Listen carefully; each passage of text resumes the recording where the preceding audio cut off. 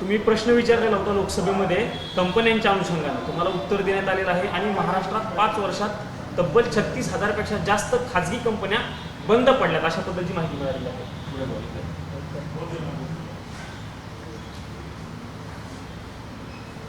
बोला.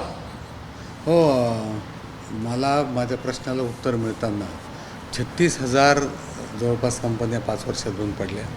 त्याच्यात मुंबई शहरात सगळ्यात जास्त 12,000 कंपन्या बंद पडलेल्या आहेत आणि नाशिकमध्ये जवळपास 840 कंपन्या बंद पडलेल्या आहेत. ही माहिती धक्कादायक माहिती समोर आली. काय कारणं वाटतं तुम्हाला 48 कंपन्या बंद पडल्या? नाही, आता ते कारणं वेगळे आहेत. काही कंपन्या बंद पडल्या, काही लेबर प्रॉब्लेममुळं बंद पडल्या, काही त्या नादार झाल्यामुळं बंद पडलेल्या आहेत. असे वेगळे कारणं आहेत. परंतु धक्कादायक गोष्ट अशी आहे की मी त्याच्यात एक प्रश्न विचारला होता की किती कामगारांच्या उपजीविकेवर याचा परिणाम झालेला आहे.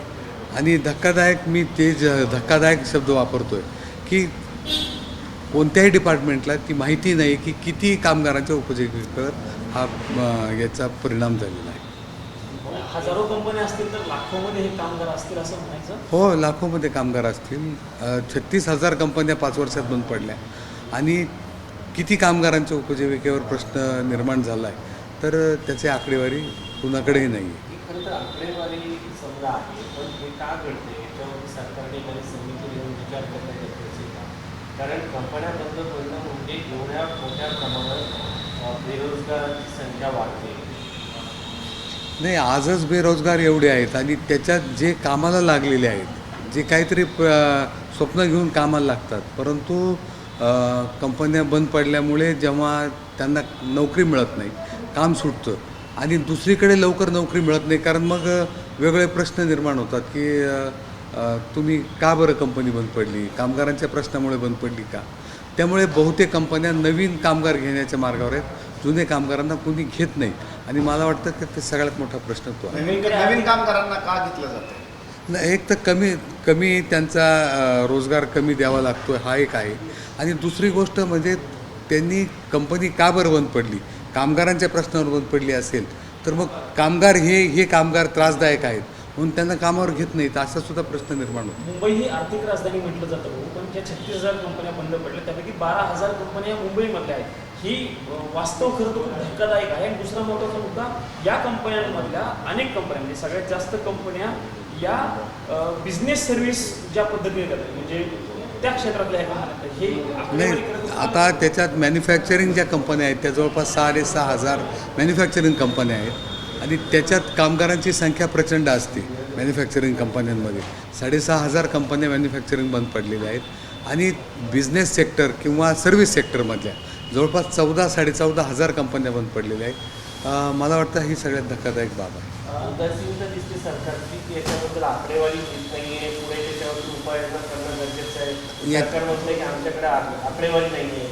नाही, सरकारकडे कंपन्या बंद पडल्याची आकडेवारी आहेत, सगळ्या आकडेवारी आहेत, परंतु किती लोकांच्या उपजीविकेवर याचा प्रश्न निर्माण झाला ती आकडेवारी सरकारकडे नाही आहे.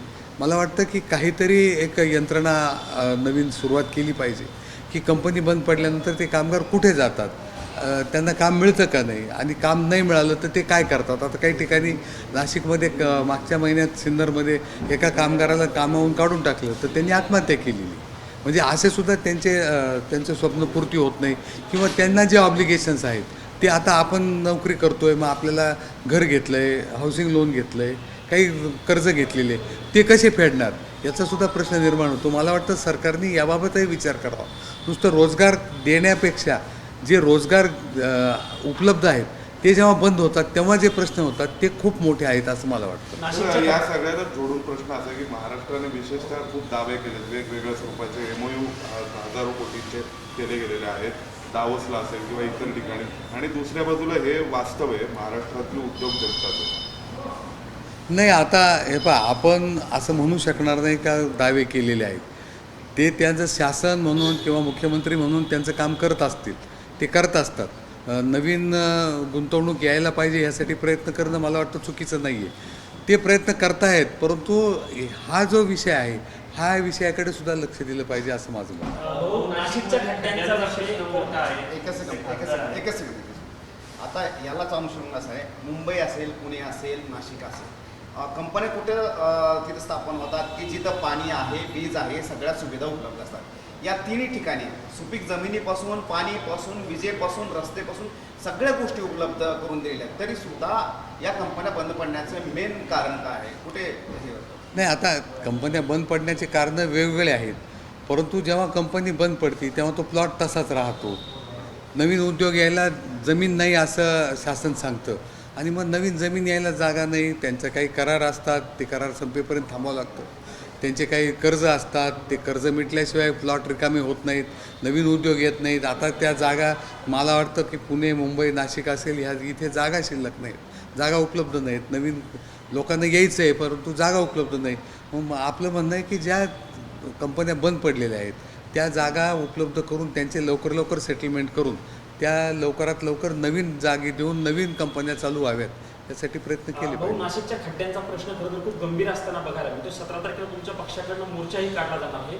तुमची भूमिका काय आहे प्रशासनाच्या बद्दलची आणि खड्ड्याबद्दलची एकंदरीत? कारण नाही, नाशिकचे आता- खड्डे महाराष्ट्रभर सध्या असताना बघायला नाही,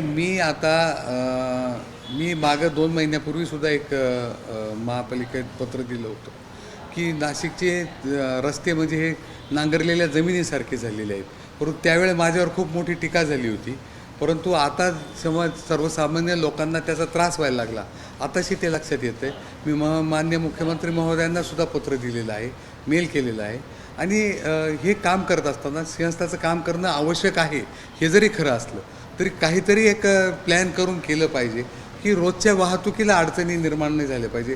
हे सगळेच रस्ते करून ठेवलेले आहेत. मी त्यांना अशा सूचना केल्या होत्या की पावसाळ्यापूर्वी रस्ते जेव्हा पाऊस पडेल तेव्हा अडचणी निर्माण होतील, तर असं काहीतरी मोटरेबल रोड्स तयार ठेवा की जेणेकरून ट्रॅफिक डायव्हर्शन होईल आणि काहीतरी अडचणी दूर होतील. परंतु त्या अडचणी दूर होताना दिसत कुंभमेळा नाही. येत आहे, पूर्ण देशाचं नाशिककडे लक्ष आहे. त्या परिस्थितीमध्ये एवढ्या मोठ्या प्रमाणात खड्डे रस्त्यावरती पाहायला मिळतात. नाही, आता प्रशासनाचं म्हणणं असं आहे की आम्ही आता कुंभमेळ्याची तयारी करतोय म्हणून ह्या अडचणी आहेत. परंतु प्रशासनाने ही तयारी करत असताना हे सुद्धा लक्षात घेतलं पाहिजे की पाऊस पडणार आहे, रोजच्या लोकांना ज्याचा त्रास होणार आहे. तुम्ही 2 वर्षांनी येणाऱ्या कुंभमेळ्यासाठी आज सर्वसामान्य लोकांचा जो त्रास होतो आहे, ज्या अडचणी होत आहेत, जवळपास 5 ते 6 लोक त्या खड्ड्यांमुळे त्यांना प्राण गमावा लागला, याचा विचार प्रशासनाने केला पाहिजे आणि काहीतरी वेगळी व्यवस्था केली पाहिजे. 17 तारखेचा आजपर्यंत बैठक झाली नाही. आम्ही स्वतःहूनच जाऊन प्रत्येकजण त्यांच्या परीने बैठक घेऊन प्रयत्न करतो.